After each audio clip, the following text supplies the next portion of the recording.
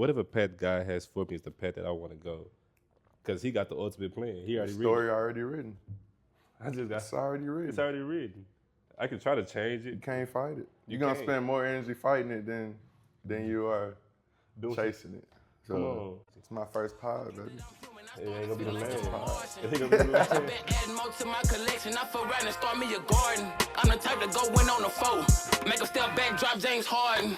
I'm in the streets with my foot on the gas. If I ain't first, then I feel like I'm last. I be fucking off dollars, I get to the cash. I love my little freak, she be throwing it. Out in Houston, Texas. Shout out H-Town. We right here at TJ Ford Academy with Coach J. Coach J Move, my boy. Go ahead and tell the people about yourself. Coach J, High Tower High School, right down the street from here. Temple College, that's where I met my boy Woo. No cap. Great times. Temple College to Texas A&M Kingsville. Had a good career there. Then moved on. Now I'm coaching. Yep. You coach. So when you say you're coaching, who exactly? Where are you coaching? Who you coaching? Like, tell me a little bit about that. So I kind of go back and forth from high school to AAU grassroots. Right. But I mean, high school, Madison High School, so 5A school. Gotcha. Probably about 20 minutes from here. That's not bad. Yeah. In grassroots, we see you with AAU, TJ Ford, 3SSB circuit. Yeah, nothing crazy, just. Nothing too 15 crazy. U coach, 15 U head coach.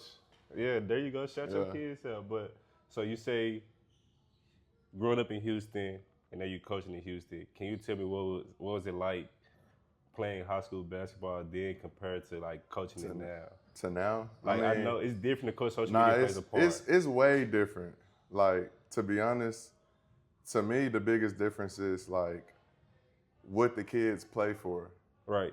You know, of course you got NIL, like the obvious stuff. You got NIL, you got cameras. It's kind of like a highlight-driven culture now. Right. You know, as far as when we was in school, like, we just hooping the hoop. But when we was in school, y'all still had some crazy highlights. I mean, we still, but look, this the thing though, only the top players got highlights. Not everybody could get a highlight, bro. And everybody you had to be elite to get a highlight. And now it's 13 players on the team and 9 of them on highlights. Not everybody could get one. But why? Oh no, that's another conversation. You can even get workout highlights. It's content, but it's a social media driven world we live in. Like you said, time. Yeah, I ain't knocking it. That's just the time we living in now. Facts. So during that time, can you tell me, like, at that time I gotta ask, of course, you graduated what, 2016? Yeah. So a year before me. Who was in the city, who was like the best player in Houston in 2016, the year you graduated? I gotta ask. De'Aaron Fox, hands down number one. And then I say probably number 2. I might be a little biased, but it was probably J.J. Caldwell. Think so? Why you biased? He was like that. Why you biased? Because he ain't really have a good, like, he ain't really pan out like that. But that's cool. Yeah. Like, it happens. Like, I'll say 2016. I don't care what nobody says. 2016, crazy. If you play Andrew Jones in Dallas, Texas, boy. But that's what I'm saying. The 2016 class in general, like from Houston to Dallas alone, like you got to think, you got Carson Edwards, De'Aaron Fox, Carson Edwards. Oh, yeah, Carson. Yeah. I forgot about him. Yeah. Carson Edwards, De'Aaron Fox. Then we had down the street Jared Allen. Facts. Then you go to Dallas, Marquise Bolden, Andrew Jones. It's some good hoops. It's been great hoops in the state of Texas I think we're about to take the title for like the hoop state. I know it's North Carolina, but we got to. I'm not gonna lie. In the league, we're going crazy in the league too, though. I ain't gonna lie to you, bro. Like, as much as I love Houston and Texas basketball, the DMV got the best players individually. Nah, they crazy. They like what they get to. The DMV ain't even gonna lie. Them guys DMV, they got the best players, bro. Yeah, them guys is smooth. Talent-wise. Yeah. I think down south we just got the athleticism. We just got the athleticism. You know, you're going to come across probably more dogs. Like, yeah, but you're right, the DMV, those players, I like to say they got swag. They got the swag. But from there, so that's just a little bit about high school. What was your JUCO experience like? Let's talk about on the court. What was the transition from the high school pace to the junior college pace? I mean, we played fast in high school. Yeah. So, I mean, it was ideal for me to go to Temple, a pressing school, so I kind of fit right in. Yeah. But, like, I mean, the pace of the game was faster. I mean, the players were bigger. Yeah. But that's pretty much the only difference. That's I mean, the game was kind of the same thing. See, and that's crazy. That shit, like, everybody views it different. I'll say, like, of course, I went to Skyline. Everybody always talk about y'all hit the ball. Y'all played different. We played a slow game. When I got to Temple, like, people don't understand. Coach Kirby would tell us in practice, if we pass the ball more than 3 or 4 times, we pass the ball taking too too much. long. Hey, bro, get it up. He said the ball go to the wing, to the post. If they go from the post and back out, shoot a shot. We trying to figure out why KJ and Keedy shooting 30 shots a game. That's what Coach telling them to do. That's what he telling them to do. No, lie. Temple made me an elite rebounder because I knew that shot was going up. Boy, I had to go crash. I had to go crash.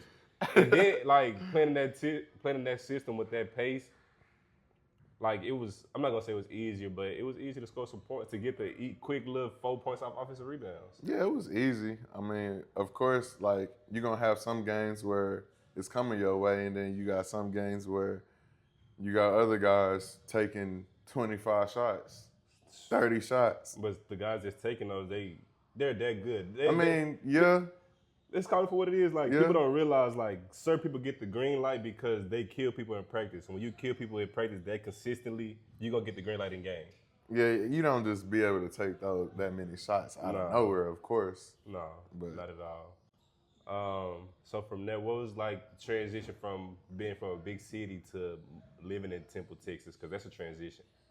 Yeah, it was. But, I mean, for a college kid, it was cool. Yeah. Like, the way Temple living was set up was the main reason why I even went there. Like, to be honest, that was the only reason why I went to Temple, because they had apartments, and I didn't want to live in no dorm. And you got your own room. Got my own room, Shower. kitchen, shower. Yeah. Like, that was important to me because, like, it's hard for me to live in a space with other people that's probably not as clean as me. Like, because everybody raised different. Everybody raised different. Everybody have different habits. Do you think JUCOs will? I think JUCO gonna be the way with how the NIL, the transfer portal going. And then, you know, they get 4 years, they go D1. So in my eyes, you know me, I'm always the other guy. I care about the athletics, but I don't care about the athletics. You can go to school for 6 years and get 3 degrees. Masters. You get an associate's, bachelor's, and master's for free, and make some money while you're doing it. Yep. It's a win in my eyes. No, that's definitely a win. I like that they did that for JUCO kids. Yeah, it helped them out in that way. Yeah. Whereas you develop, you grow, you get to play, and you still get 4 years. Whereas to somebody that go D1 and then transfer down, like they already got that extra step once they're at the D1 level, then they transfer down.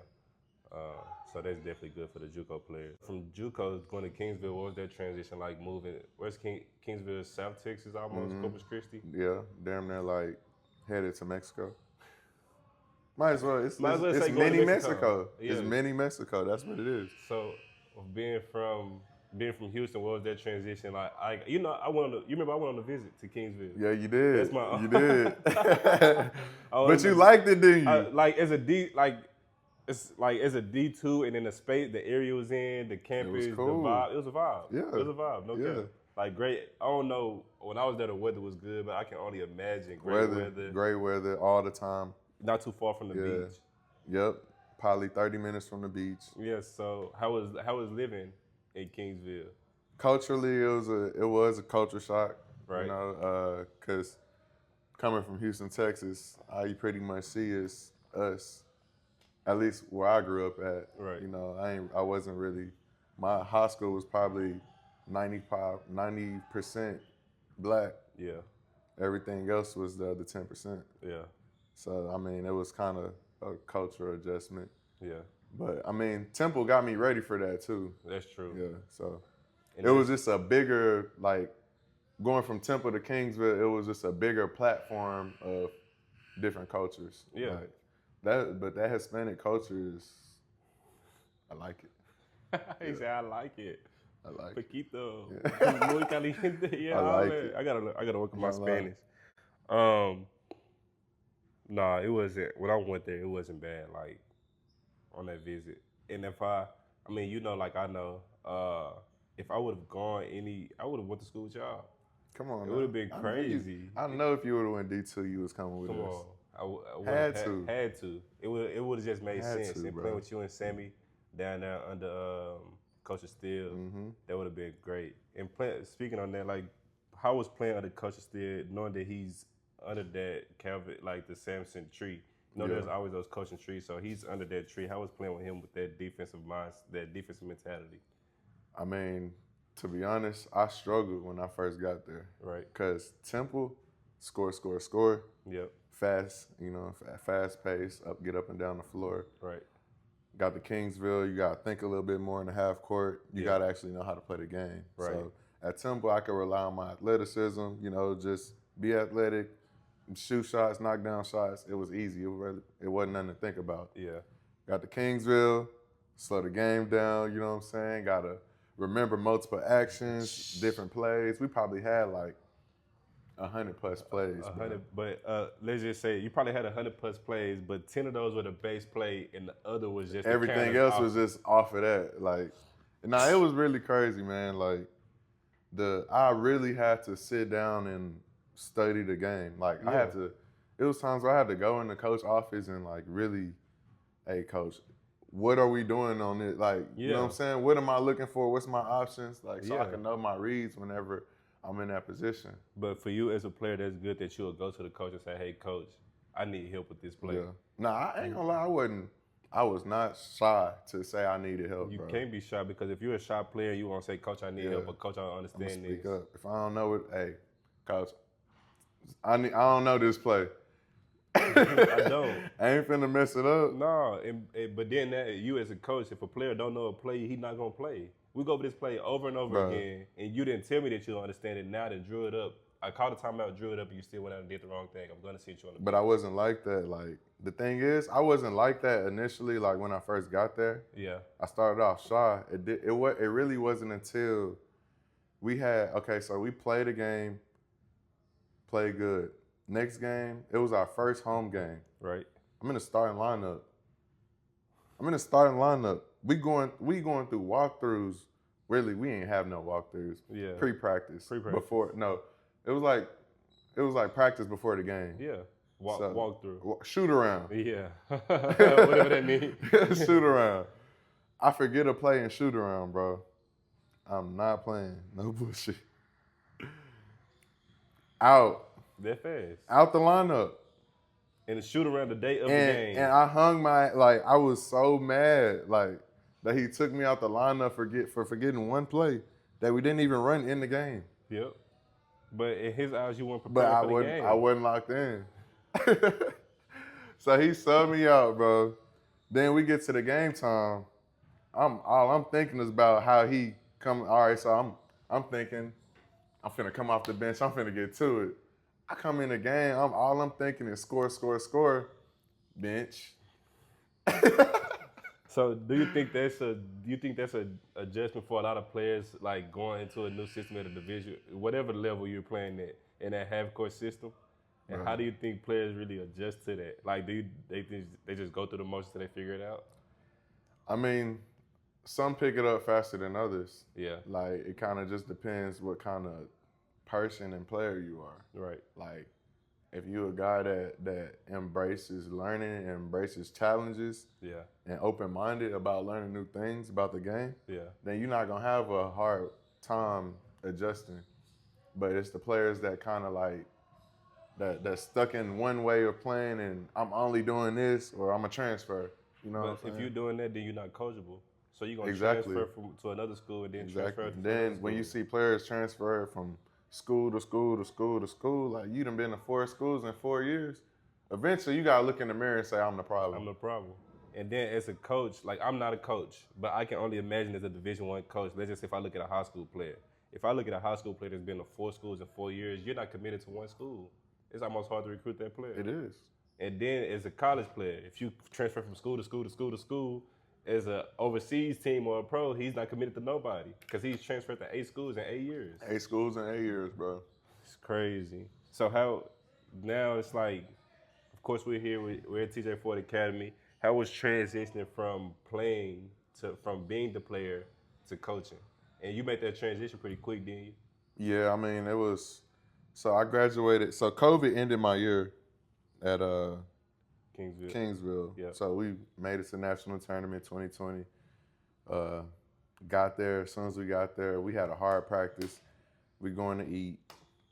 Boom. We see it on the TV screen. Yeah. All NCAA canceled. Bro, COVID changed Done. the world. I keep telling people Done. COVID changed the world, bro. Done. So we finished our food, got back on the plane the next morning, got back to Kingsville, packed my bag up, went home. They sent everybody home. It was when we got back. By the time we got back to campus, Everybody was gone. Everybody was gone. It was like a ghost town, bro. Yeah. So, and mind you, Kingsville is not big, so all Kingsville is the school. That's it. It's a college. It's a college town. When the college kids not there, it's a ghost town for real. So we got back, it wasn't nobody there. Like, it was crazy, bro. So got home, I immediately started to try to, get my name out there because I knew the season was over. So I start hitting up agents, stuff like that. Yep. I got with a couple agents. It was just tough at the time to really go overseas because everything was shut down. Yeah. So that made me kind of end up playing in the TBL here. Did that for 2 years. I killed the TBL, mind you. I was probably, my second year at the TBL, I probably averaged like 28, bro. You was going crazy. I kind of see how I played in Dallas. So the you was TBL just snapping. ended up being too easy. I'm like, bro, why am I not going somewhere else after this? Yeah. It was like, it just got to the point where I didn't want to be 35 years old still Chasing the dream. chasing the dream, so I was training here with TJ while I was playing. Yeah.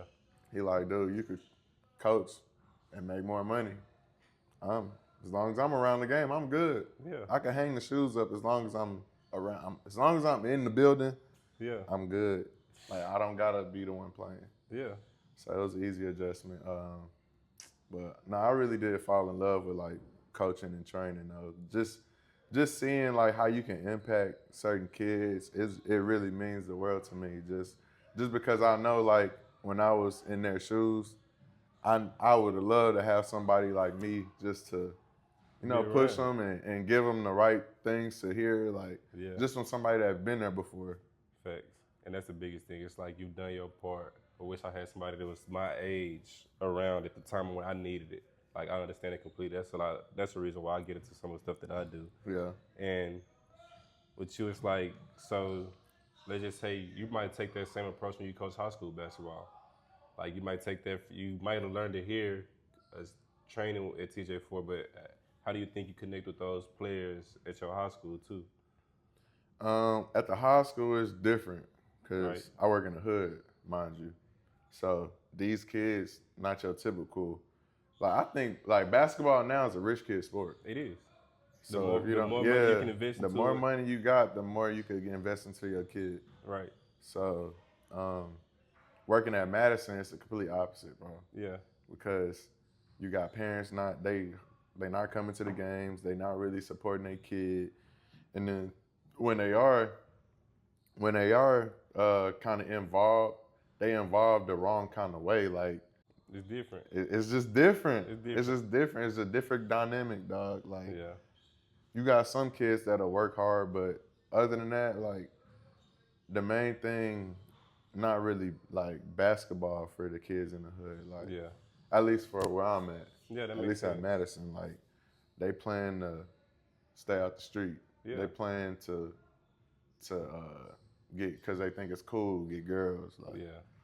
But They not playing. But the kids that's in this gym right here, They playing because they know where they want to go. yeah, they know what they trying to do. You know what I'm Yeah. saying? So it's a lot different, bro. Like, you would think, and it used to be the other way around, but now it done flipped. Like, now it's the kids that's actually privileged, that's the hard workers. I'll be like, no, y'all don't have no work ethic at Madison. But again, we keep talking about is like stuff being social media driven. These kids get on social media and they see the guys that's going to these high major teams and they see the NIL deals and they see the people they used to look up to doing great stuff. Kids in the hood, they get on social media, they see hood stuff. So it's like you in the hood working out or you playing basketball for stuff you see in the hood, but these kids are working to get to a different platform. So that's like, when we talk about it, social media play a real part in everything we do, whether if we want to accept it or not. And another thing, like, they don't go anywhere, like, because the kids at my school, they not good enough to play on teams like this. Yeah. Like your circuit teams. And nowadays, if you're not on the circuit team, it's hard. It's hard. It's hard. That's just what it is now. Like, when I was in high school, we had, in Houston, it didn't matter. Like, you could play independent and be good, bro. Because we only had the hoops. We had the hoops. We had the defenders. That was Under Armour. So you got EYBL. Yeah, Under Armour. And you got Under Armour. And you got, I think we had Dwight Howard Elite for like 1 year. Yeah. Like 1 or 2 years. And then, so that's 3. So you got Adidas, Under Armour, and EYBL, Nike. Yeah. So. But now it's like, bro, just in Houston alone, it's probably 6 or 7 different. We got a few of them up north too. Tyrese, we got Max Levels, we got. That's what I'm saying. Pro Skills, we got 3SSB, we got y'all got ASAC. ASAC is like Houston. ASAC is kind of like Central Texas. Central, yeah. But we got Urban DFW. They're Adidas. You got Southern Assault. That's another Adidas. Texas Impact. They Under Armour. They Under Armour. So we got like 5 or 6 ourselves. So it's like if you can't get with one of those circuit Texas teams, Impact, it's hard. It's hard.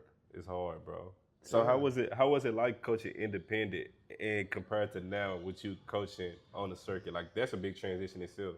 To be honest, man, it's better. Like, you gotta bring your game from a coaching aspect, like, because just having better players is not gonna win you games now. So you gotta actually, do your research on the other program that you're about to play. You gotta go watch their game before you play them just to know who they got. It's a lot. Like, you gotta really coach. Yeah. You gotta really coach. As far as independent, you got you coaching against a mom and pop ran organization. So. Yeah. You could X's and O's the mess out of them, and they don't got no answer. Yeah. But as far as coaching on the circuit, it's like these guys were probably former college coaches, former college players, former pros. Because most teams are like NBA player teams. Yeah. So you just coaching against a lot more people that know the game as far as. Independent, you coaching against, somebody Bob and Susie. Yeah, somebody that want to see their kid play. Yeah, somebody daddy ball. That's it. Yeah, it ain't no daddy ball in the circuit, bro. No, it's definitely not. So, with you coaching in so many different areas, like you're training, you're coaching TJ Ford, you're coaching Madison, you're working so many different avenues of basketball, and of course that's the vision, but what's your end goal with your coaching career? I mean, to be honest, I haven't figured that out yet. I haven't figured that out, bro. Like, to be like, I talked to a couple of my mentors, and they just told me, like, when you get into this space, there is no blueprint. Yeah. Whatever path that God leads me down, that's the path I'm gonna take. But I'm not really like super locked in on becoming one specific. Like, yeah, it'd be cool to be a college coach, but I could also see myself in this space for a while. For a while. I could see myself owning a gym rather than like I could see myself doing so many different things or just being a business. I could turn this into a straight business where I got like where I'm in the real estate and I'm in the training, like just throwing my hand in a different pot. Yeah. So it's just whatever path God got for me, that's the path. Hey, look, y'all, that's free game. It's been a lot of free game. That's a free game alert. We can plan our path, but whatever path God has for me is the path that I want to go. Because he got the ultimate plan. He already Story already written. I just got It's already written. It's already written. I can try to change it. You can't fight it. You You're gonna can't. spend more energy fighting it than you are chasing it. So, Come on. And then you're gonna you'll stay out of trouble if you follow the path that he got for you. Because if you try to do something else, now you've been disobedient, and now here come the belt. God to whoop you with the belt. Belt, what the kids say, belt the wake up call. Wake up, a big one. So Wake I'd up have call. had one of the last 24 hours. Hey, we not gonna speak. We not gonna speak on that, bro. Do you have, before we get out of here, with the walk down with Coach J, do you have any advice for your players or anybody that looks up to you or for the next generation? Any one piece of advice that you have for the next generation? Use the game and don't let it use you. Use the game and don't let it use you. Go to college, get your school paid for. Cause you gotta think, you go to school for 4 years, that's like getting paid. And then they got NIL now, so that you might end up getting paid and you might get school paid for it. So you gotta think, and through 4 years, that's probably like, what, 200,000? And that's almost minimum. Because for basketball, the colleges do revenue sharing now. Yeah. So they do the revenue sharing, you got your own NIL, and then whatever else other funds come your way. So you can say at least 200,000. So you're gonna make 50,000 a year. That's people's annual salary. And you making it as a college player. As a college player. So use the game. So you use the game, don't let it use you. Cause I guarantee you, saving your parents that money when you in college, dog, like, it make life so much easier when you graduate college. Come on, bro. Just because your parents haven't had to come out their pocket and now you got student loans you gotta pay back, bro. I don't even get started on that. I'm so glad I ain't got no loans, man. 4 years of free school, I ain't paid a dime. A dime. That's a blessing. Yeah, everybody can't say that. So Thanks. use the game, don't let it use you. And then like when you done playing in college, like, don't keep chasing it. Don't let the game use you by just, it might not be working out. Don't give up. I ain't saying give up on your dream early or nothing. Yeah. But like, don't keep beating the dead horse. Like, if it ain't happening, it's not happening, bro. Like, by the time you get to 25 years old and you ain't been up overseas yet, it's just like, what are you doing? Yeah. You need to start life. Because everybody that's the thing. Everybody path is different, but it's like you didn't try to chase a dream. Like you said, you 25, 26 now. You could have started a career 3 years ago. You could have been 3 years in a career, but now you've been chasing a dream. And a dream is, sometimes you love the game too much. And when it don't love you back, let it go. Let it go. Let go and let God. It's nothing wrong with letting it go, man. For real. And you can let it go. You can end up just like Coach J, working around the sport in a different aspect. Yep. Look, we're gonna that's how we're gonna wrap up today's episode. Use the game, don't let it use you. And follow whatever path God has for you. That's a part of the vision. We're gonna see y'all next time. Appreciate y'all for locking in on the Walk Down Pod. Follow Coach J on Instagram. We're gonna drop a tag. Lock in with my boy. We'll see y'all next time. Yes, sir. The Walk Down, baby. Our Father, which art in heaven, hallowed be thy name. Thy kingdom come, thy will be done on earth as it is in heaven. Give us this day our daily bread. Forgive us our trespasses, as we forgive those that trespass against us. And lead us not into temptation, but deliver us from evil. For thine is the kingdom, power, and the glory, forever and ever. Amen.